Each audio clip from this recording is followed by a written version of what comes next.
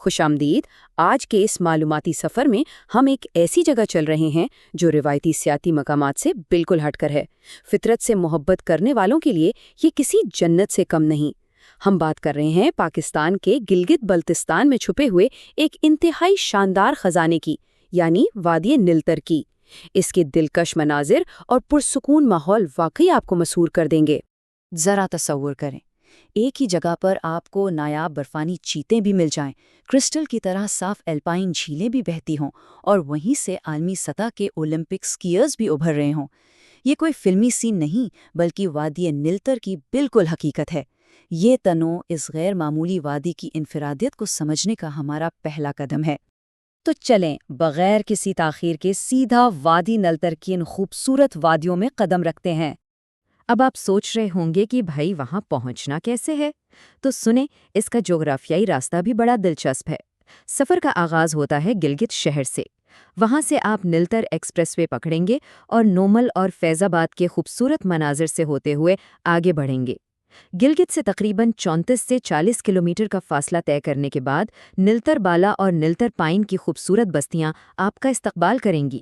اور ہاں، راستے کی بات ہو ہی رہی ہے تو ایک زبردست تاریخی فیکٹ بھی سن لیں۔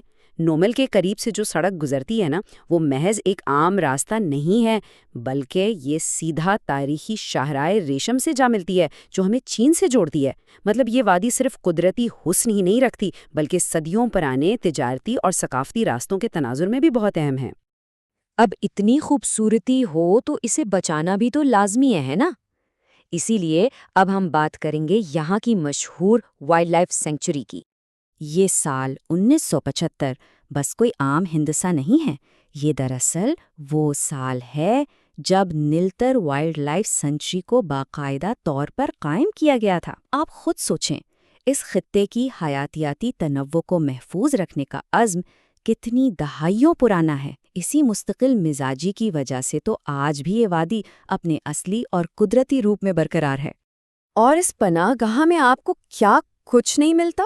ان گھنے جنگلات میں خطرے سے دوچار استورمار خور، پراسرار برفانی چیتا، بھورا ریچھ اور الپائن آئی بیکس آزاد دانہ گھومتے ہیں۔ اس کے ساتھ ساتھ خاک ہیسٹری بھیڑیا، لال لومڑی، بیچ مارٹن اور لیپرڈ کیٹ بھی یہاں موجود ہیں۔ وائلڈ لائف لورز کے لیے تو یہ جگہ کسی لاٹری لگنے سے کم نہیں۔ لیکن ٹھہریں، بات صرف زمین پر چلنے والے جانوروں تک محدود نہیں ہے، پرندوں کی دنیا بھی یہاں کمال کی ہے۔ ایک حیران کن حقیقت یہ ہے کہ نیلتر میں پرندوں کی 35 سے زیادہ اقسام باقاعدہ ریکارڈ کی گئی ہیں، جن میں بروکس لیف وابلر جیسا خاص پرندہ بھی شامل ہے۔ واقعی فطرت کی آوازوں سے محبت کرنے والوں کے لیے یہ ایک خوشحال خطہ ہے۔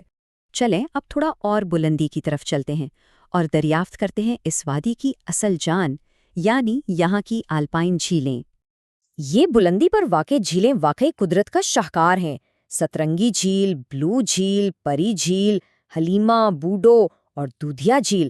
نیلتر بالا سے کوئی 13 کلومیٹر کے فاصلے پر پہاڑی ندی کے ساتھ ایک کچے راستے پر چلتے ہوئے جب آپ ان تک پہنچتے ہیں تو یقین جانے ان کے رنگ دیکھ کر انسان دنگ رہ جاتا ہے۔ نیچر لورز کے لیے تو یہ مسٹ وزٹ جگہ ہے۔ اب یہاں ایک بہت ہی دلچسپ کنٹراسٹ دیکھیں۔ گرمیوں میں آپ کو چاروں طرف سرسبز نباتات اور مشہور حلیمہ گارڈن جیسی پرسکون ہریالی ملے گی، لیکن سردیوں میں یہ پوری وادی ایک سفید چادر اوڑھ لیتی ہے جس میں 10 سے 15 فٹ تک برف پڑتی ہے۔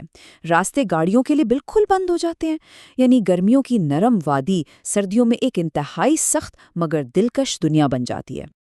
اچھا، یہ تو ہو گئی قدرتی خوبصورتی کی بات، لیکن کیا آپ جانتے ہیں کہ یہ وادی عملی طور پر بھی کافی متحرک ہے؟ آئیے ذرا پن بجلی کے منصوبوں پر نظر ڈالتے ہیں۔ اب اتنے پانی کا کچھ فائدہ تو اٹھانا ہی تھا نا۔ یہاں کے پن بجلی کے اعداد و شمار دیکھیں۔ نیلتر 1، 2 اور 4 جیسے پروجیکٹس اس وقت پوری طرح ایکٹیو ہیں، جو 3.02 سے 18 میگا واٹ تک بجلی دے رہے ہیں۔ اور کام یہی رکا نہیں، نیلتر 3 اور 5 پر تیزی سے کام جاری ہے، جن سے مزید 16 اور 14 میگا واٹ بجلی کی توقع ہے۔ مطلب یہ علاقہ اپنی توانائی کے لیے تیزی سے خود کفیل ہو رہا ہے۔ اب آتے ہیں اس وادی کے سب سے تھرلنگ اور ایکسائٹنگ حصے کی طرف، یعنی موسم سرما کے کھیل اور شاندار سیاحت۔ یہاں کے شاندار ماؤنٹین ریزورٹس اور ہوٹلز اسے ایک پرفیکٹ ہالیڈے اسپاٹ بناتے ہیں، لیکن اصل کمال پہاڑوں کے دامن میں چھپا نلتر اسکی ریزورٹ ہے۔ سردیوں کی جو بے پناہ برف راستے بند کرتی ہے نا، اسی برف کو یہاں ایک زبردست موقع میں بدل دیا گیا ہے۔ یہاں باقاعدہ بڑے اور پروفیشنل اسکیئنگ مقابلے ہوتے ہیں، جس نے اسے مسابقتی سرمائی کھیلوں کا ایک سنجیدہ مرکز بنا دیا ہے۔ اور اس ریزورٹ نے کیا شاندار ہیرے تراشے ہیں۔ محمد عباس کو ہی دیکھ لیں، جو پاکستان کے پہلے ونٹر اولمپئن بنے، پھر محمد کریم جو 4 بار اولمپکس کھیل چکے ہیں، اور آمنہ ولی اور افرا ولی جیسی زبردست چیمپئنز، ان سب نے اسی وادی کی برف پر ٹریننگ لی ہے نا کمال کی بات۔ ان کھلاڑیوں نے نلتر کو انٹرنیشنل لیول پر متعارف کروا دیا ہے۔ تو جناب، اس زبردست معلوماتی سفر کے اختتام پر ایک بڑا اور سوچنے والا سوال ذہن میں آتا ہے۔ ایک طرف ہمارے پاس یہ شاندار ماؤنٹین ریزورٹس اور سرمائی کھیل ہیں، اور دوسری طرف ایک انتہائی حساس جنگلی حیات کی پناہ گاہ۔ ہم ان دونوں کے درمیان وہ پرفیکٹ توازن کیسے قائم کر سکتے ہیں کہ سیاحت کی ترقی بھی ہو اور قدرت کا یہ انمول خزانہ بھی ہمیشہ سلامت رہے؟ اس بارے میں ضرور سوچیے گا۔ ہمارے ساتھ جڑے رہنے کا بہت شکریہ۔